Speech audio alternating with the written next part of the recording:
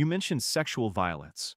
I was part of the human rights vetting process for arms going to Israel, and a charity called Defense of Children International Palestine drew our attention at the State Department to the sexual assault. Actually, the rape of a 13-year-old boy that occurred in an Israeli prison in the Moscow and Jerusalem. We examined these allegations. We believed they were credible. We put them to the government of Israel. And you know what happened the next day? The IDF went into the DCIP offices and removed all their computers and declared them a terrorist entity. That is Josh Paul, who resigned from the State Department over the arms transfers to Israel because of atrocities like that one. Hi, my name is Suri Crowe, and you're watching the Midas Touch Network. Honestly, I don't even know where to begin with the number of human rights violations and war crimes that Israel is committing right now. I've been following the story very closely. I've also done some reporting on it right here on the Midas Touch Network as well. And I'm sorry to report to you this Easter and Passover holidays, but the atrocities are breathtakingly awful. The Israeli far-right party just passed a death penalty law that only applies to Palestinians. Palestinians who are being held hostage in Israeli prisons. And the majority of these Palestinian hostages are not Hamas, but innocent civilians. Israel can now legally execute Palestinian political prisoners. According to a law passed on March 30th, Israeli military courts must sentence Palestinians convicted of deadly attacks on Israelis or terrorism to death. This does not apply to Jewish Israelis who are almost never prosecuted in military courts. There was worldwide backlash to what was slammed as a discriminatory law that empowers Israel's system of apartheid. So what does this law actually entail? It makes the death penalty the default sentence in military court for certain convictions. Judges can only change it to life imprisonment if they find special reasons. It also restricts opportunities for appeal or pardon and sets a short time frame of 90 days for execution. The law was introduced by far-right members of Israel's governing coalition led by National Security Minister Benger, who wore a new spin to the vote, but it passed in the 120-seat Knesset with 62 votes, which means it got support beyond the governing coalition, including from opposition parties. This isn't Israel's first discriminatory law that targets Palestinians. Only Palestinians from the West Bank are tried in military courts under Israeli Military Order 1651. These are opaque trials where they may not even be allowed to see the charges. Israeli settlers from illegal settlements, on the other hand, get civilian trials. There are more than 9,000 Palestinian political prisoners in Israeli prisons. 350 of them are children. Some 3,000 are administrative detainees held without charge or trial, according to Prisoner Support Organization.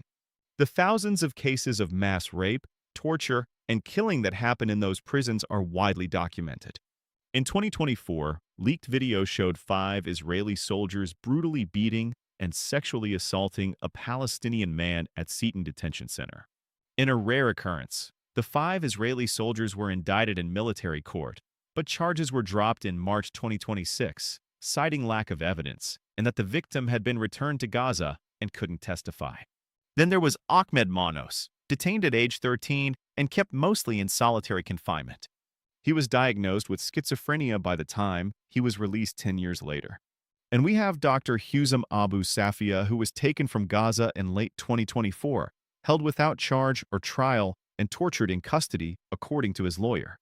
Now, the same system that does this to thousands of Palestinians every year has ordered its military corps to sentence them to death. Dr. Abu Safia is being held hostage and tortured for the crimes of what? Rescuing and caring for the thousands of Palestinian victims that Israel has bombed and shot. A physician doing what he was trained to do to help and heal. Go ahead, Israel, and tell me about what a good democratic nation you truly are. UN experts are demanding Abu Safia's release, accusing Israel of violating the UN's Mandela rules, which were unanimously adopted in 2015 to ensure that prisoners receive fair and humane treatment. And did you catch that part about the Israeli National Security Minister Itamar Ben-Gvir wearing a noose pin? Here he is celebrating the death by hanging law for Palestinians only. This is a deeply disturbing discriminatory law that in essence, entrenches the apartheid that we've seen in the occupied territories, rather than moving towards some kind of fair justice system there. Yeah, just breaking out the champagne, just celebrating the torture and execution of innocent Palestinians. I mean, he is a fucking Nazi. Osama Abu Nassar, who is a Palestinian father, was taking his toddler to get supplies when he was caught suddenly in Israeli gunfire. And according to witnesses, Israeli forces then took the baby, interrogated Nassar, then tortured the child in front of his father by burning him with cigarettes and inserting a metal nail into the baby's legs. The child named Kareem was handed back only when the International Red Cross got involved. He was handed back over to his family. Meanwhile, his father still being held hostage. Nice people, aren't they, the Israelis? And while it seems like these atrocities are a new thing, trust me, they are not. The nation of Israel has been violating international human rights laws for decades. Israel is an ethnostate. Its goal is to expand the empire of white Jewish Zionists. That is what Zionism is. It is about expanding the empire and creating an ethnostate exactly like the theocracy that white Christian nationalists are trying to create here in America under Trump. And here's Netanyahu basically admitting it himself. This is a tweet from the Voice of Rabbis. It's a group of rabbis who were vehemently opposed to Zionism, and they're quoting Netanyahu, who says, "We are working on transforming Israel into a supernation in the Middle East and globally." And Voice of Rabbis says that we say Benjamin Netanyahu does not represent all Jews. Israel does not represent Judaism. Judaism teaches humility, justice, and restraint, not dominance. And good for them. As well as attacking Iran and the ongoing genocide in Gaza, Israel has now just invaded Lebanon. Air and land attacks are causing a humanitarian disaster, displacing 1 million people and killing 900 people, including 100 children and counting by the time you see this video. This morning, people here in central Beirut woke up to one of the largest explosions of the war so far. It felled an apartment block Israel says had been used by Hezbollah. The Israelis are also flooding the Gazan waters with sewage to poison the Palestinians, not to mention also our planet. And while it is technically illegal under Israeli law for Israeli citizens to settle on Palestinian land in the West Bank, here is what is actually happening. We can now add sexual assault to the types of violence Palestinians say they face from Israeli settlers here in the occupied West Bank.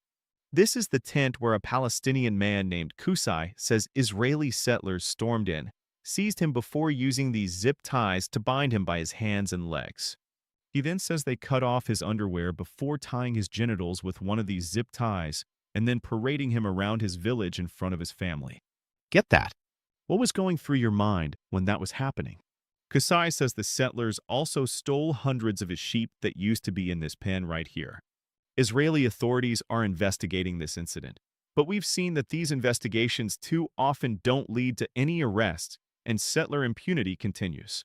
The Palestinians simply have no justice under Israeli law. None. Sounds familiar.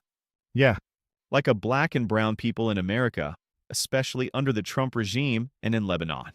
As Hind Omri posts, Jewish troops will be looking for Muslims hidden in the attics of Christians. Let that sink in. The Israelis are literally repeating the history that they are always talking about happened to them during a Holocaust. Yet the abused have become the abusers. Truly sickening. According to the New York Times, Israeli military officials are now warning Christian and Druze communities in Lebanon not to hide any Shiite Muslims as they advance in southern Lebanon. And the population in southern Lebanon, by the way, is mostly Shiite Muslims. It is ethnic cleansing. Make no mistake about it. And although it is largely symbolic, 18 countries have now joined South Africa's case against Israel at the International Court of Justice. And Spain's Prime Minister Pedro Sanchez recently said this about his support for Palestine. I would like to inform you that at the meeting of the Council of Ministers that will be held today, the government of Spain will approve the official recognition of Palestine as a state. With this decision, Spain joins the more than 140 countries that already recognize Palestine. This is a historic decision that has a single goal: to contribute to achieving peace between Israelis and Palestinians. Spain has also blocked the United States from using its air bases to launch attacks against Iran. Good for them. And here at home, AOC has just announced that she will no longer support any kind of taxpayer-funded arms for Israel to include defense weapons. Why? Because Israel can afford to pay for it themselves. They can afford to pay for their Iron Dome. Netanyahu's allies in the Knesset just approved a $45 billion budget. And AOC cites Israel's willful violations of international laws and human rights violations as more impetus for her to say absolutely no more. And so, guys, I will end on this note. Israel is not the good guy. We are not the good guys for allying with this rogue and criminal state. We are losing allies. Israel is losing allies. Do you see what's happening? Look at some of my earlier reports here on Midas Touch, and you'll see how we have often been the only other nation that's voting with Israel against human rights. And because we are doing horrible things to other humans, not to mention the environment. We, along with Israel, are currently committing war crimes against people in Iran and also Lebanon. And as I have just outlined for you, the atrocities that Israel is committing in Gaza using American taxpayer dollars. And we should be outraged about this. And you know, Democrats should be looking at an absolute wipeout this November in the midterms. Yet their approval ratings are in the sewer. And one of the main reasons is their refusal to break ties with the corrupt state of Israel. And this was allegedly what was brought out in the autopsy report after the 2020 Forum loss of the Kamala campaign. But the DNC and Ken Martin are sitting on it. And it's like you can't hide the truth. But for so long, people are not okay with this. People do not want to be in bed with a criminal and rogue machine any regime anymore. And they certainly don't want their taxpayer dollars supporting it. So I will leave you with this. If there is a progressive candidate primary your entrenched corporate Democrat, wherever you leave, please get behind them now. Primaries are happening now. It is urgent that you get behind them. Help them door knock. Help them gain signatures because primaries are happening now. We are not going to change anything with these entrenched paid-off Zionists in Congress. And I'm in a district that's looking at that right now.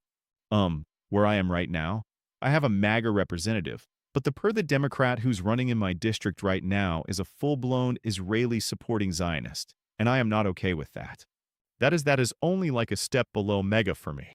So, we have to get behind these progressives who are AIPAC-free, who support universal health care, who support renewable energy, because in addition to all of this mess and human rights violations, look what we're doing to the earth by blowing up these oil refineries, etc. It's just a disaster. And we can avoid it by putting the right people in Congress to represent us. But we have to do it. We can't just sit back and be like, I'm going to see what happened. It doesn't work that way. So, that's all I got for you guys. Please follow me on my social media platforms below, and you can find more information. I've been platforming a lot of these progressive candidates, and remember, we have to remain involved in order for change to effect. And you know, right now during this, I'm not sure when you'll see this video, but during this time, whatever faith you practice, or if you do not practice a faith at all, I'm going to ask that you join me in prayer or just sending out good vibes for true peace in the Middle East. The truth is more important than ever. Check out our new Truth Over Lies collection at store.midastouch.com. All 100% USA Union.